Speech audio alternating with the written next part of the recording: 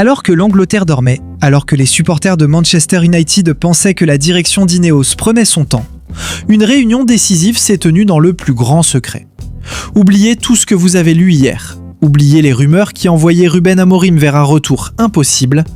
Le dossier du nouvel entraîneur de Manchester United vient de connaître un coup d'accélérateur brutal et irréversible. Darren Fletcher a échoué. Et soudain, un duel fratricide se dessine pour sauver la saison 2026. D'un côté, l'ascension tactique et méthodique de Michael Carrick. De l'autre, le retour émotionnel du légendaire Ole Gunnar Solskjaer. Fabrizio Romano vient de lâcher une bombe. Un favori se détache très nettement. Mais ce que personne ne vous dit, c'est que ce choix cache un plan beaucoup plus complexe pour l'été prochain. Pourquoi la direction a-t-elle changé d'avis en 12 heures ? Pourquoi Fletcher a-t-il été écarté si violemment après le désastre de Brighton ? Et quelle est cette stratégie secrète d'Ineos qui change absolument tout à la négociation actuelle ? Bienvenue sur Mercato News Live. Aujourd'hui, on ne vous donne pas juste l'info, on vous explique pourquoi Manchester United joue sa survie sur cette décision. Analyse. Commençons par l'information principale qui secoue le Royaume-Uni ce matin. Michael Carrick est en passe de devenir le nouvel entraîneur intérimaire de Manchester United.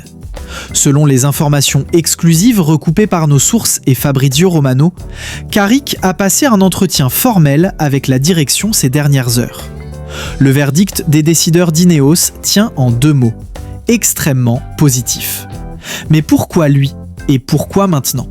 Il faut comprendre que le Michael Carrick de 2026 n'est plus l'adjoint discret que nous connaissions.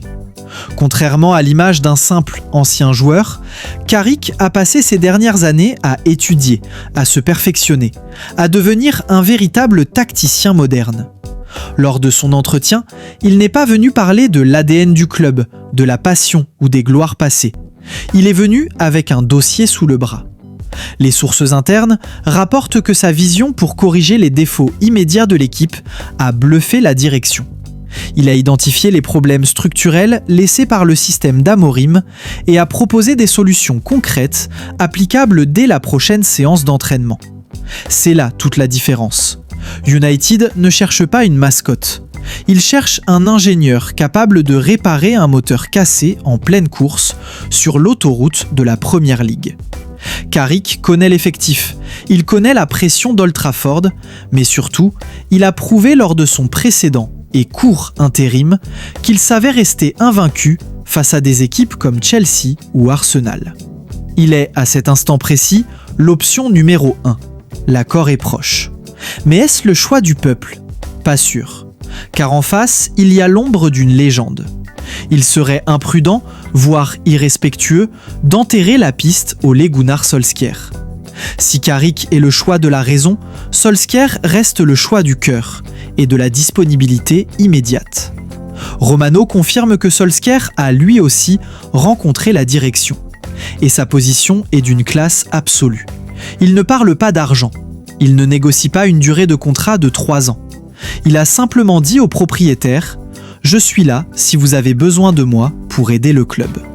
Ole Gunnar Solskjaer possède cette capacité unique, quasi mystique, à unifier le vestiaire et les tribunes instantanément. Après le climat toxique, lourd et pesant de la fin de l'ère Amorim, cette thérapie par le sourire que propose Ole est extrêmement tentante. Cependant, il semble qu'il soit désormais en position d'attente.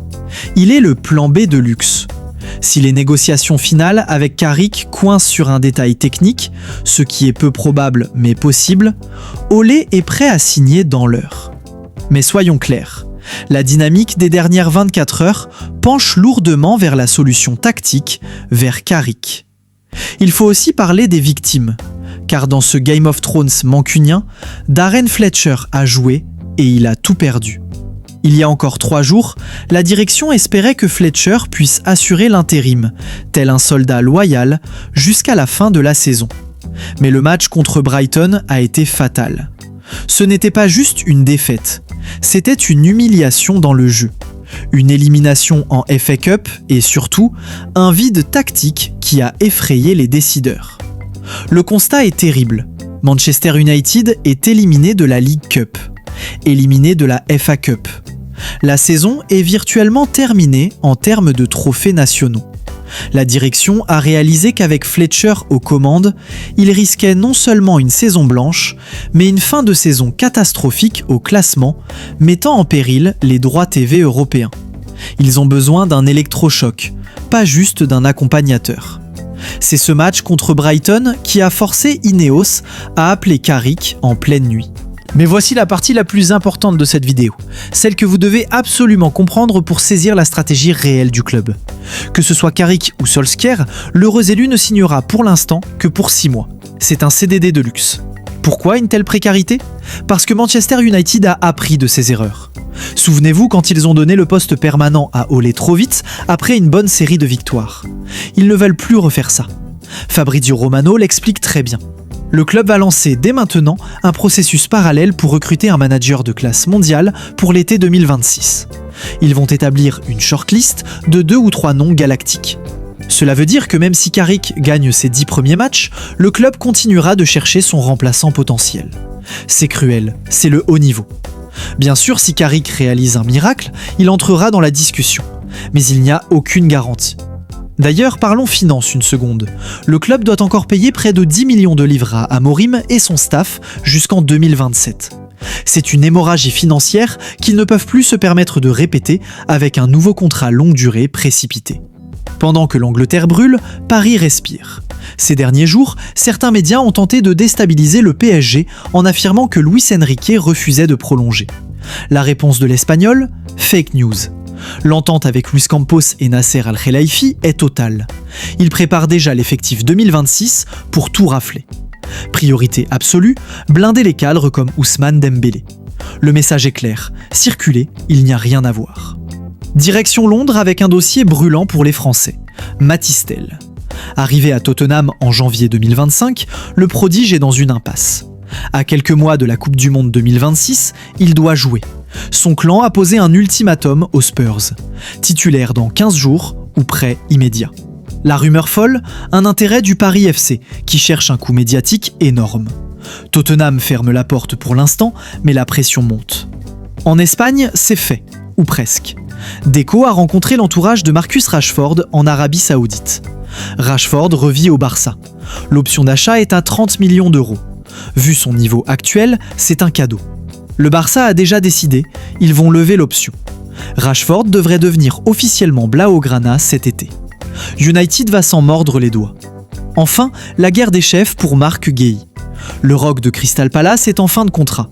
Liverpool et Arsenal veulent attendre l'été pour l'avoir gratuit. Mais Pep Guardiola et City veulent payer maintenant pour doubler tout le monde. Guéhi est face à un dilemme, le titre tout de suite avec City ou une prime à la signature astronomique cet été ailleurs. Réponse imminente. Nous sommes à l'aube d'une nouvelle ère à Manchester. Dans les prochaines 24 à 48 heures, le club va officialiser son nouveau général. Tout indique que Michael Carrick sera cet homme. Un homme qui a appris dans l'ombre et qui se retrouve aujourd'hui sous les projecteurs les plus brûlants du football mondial. C'est à vous de trancher maintenant, la communauté Mercato News. Est-ce que United fait le bon choix en privilégiant la tactique de Carrick sur la passion de Solskjaer ? Et surtout, pensez-vous que Carrick peut faire changer d'avis la direction et garder le poste l'année prochaine face au coach star ? J'attends vos avis tranchés dans les commentaires. Si vous voulez suivre l'annonce officielle en temps réel, abonnez-vous et activez la cloche. La notification peut tomber à tout moment. C'était Mercato News Live. Restez connectés. Le Mercato ne dort jamais.